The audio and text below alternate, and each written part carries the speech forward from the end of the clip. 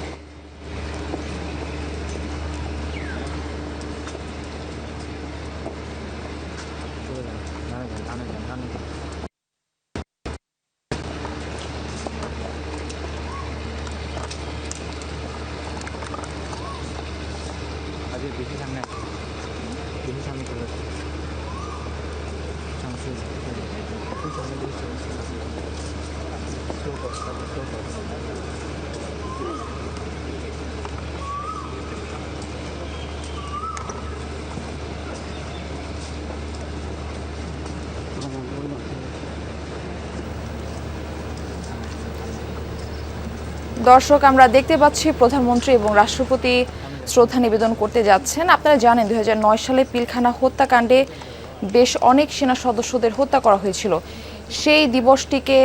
সেই ঘটনাটিকে মনে রেখে এই দিনটিকে শহীদ দিবস হিসেবে পালন করা হয়, সেনা সদস্য দিবস হিসেবে পালন করা হয়ে থাকে।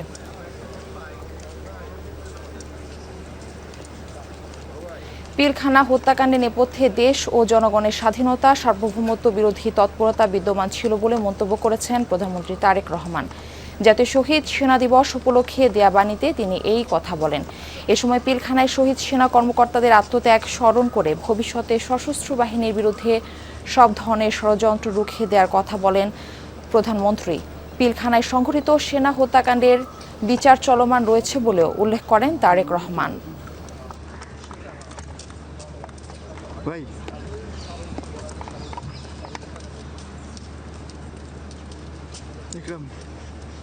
উপস্থিত এখন পবিত্র কোরআন থেকে তেলাওয়াত ও তর্জমা করা হবে।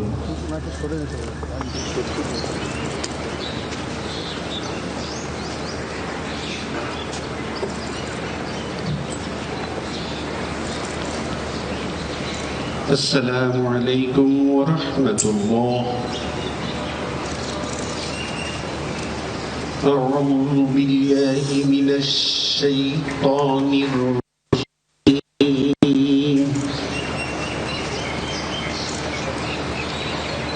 بسم الله الرحمن الرحيم.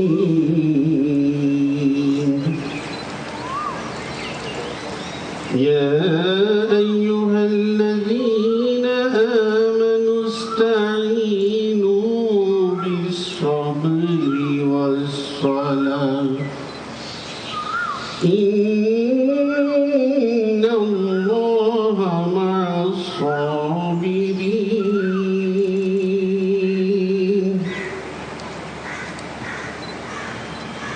ولا تقولوا لمن يقتل في سبيل الله أموات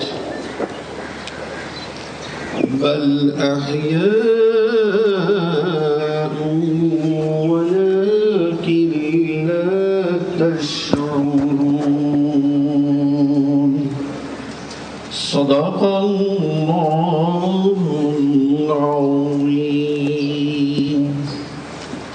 পবিত্র কোরআনে ঘোষণা হচ্ছে, হে বিশ্বাসীগণ, তোমরা সর্বদা ধৈর্য ধারণ এবং সালাত কায়েমের মাধ্যমে মহান আল্লাহর নিকট সাহায্য প্রার্থনা করো। নিশ্চয়ই মহান আল্লাহ ধৈর্যশীলদের সাথে রয়েছেন। আর যারা মহান আল্লাহর পথে নিহত হন, তোমরা তাদের মৃত বলো না, বরং তারা জীবিত, তোমরা তা উপলব্ধি করতে পারো না। সূরা বাকারা আয়াত 153-54। قال رسول الله صلى الله عليه وسلم كنت نهيتكم عن زيارة القبور فزوروها فإنها تزهد في الدنيا وتذكر الآخرة رواه ابن ماجه। রাসূলুল্লাহ সাল্লাল্লাহু আলাইহি ওয়াসাল্লাম বলেছেন, তোমরা কবর জিয়ারত করো, এতে তোমাদের মৃত্যু ও পরকালের কথা মনে হবে। বারাকাল্লাহু লানা ওয়া লাকুম ফিল কুরআনিল আযীম। আসসালামু আলাইকুম ওয়া রাহমাতুল্লাহ।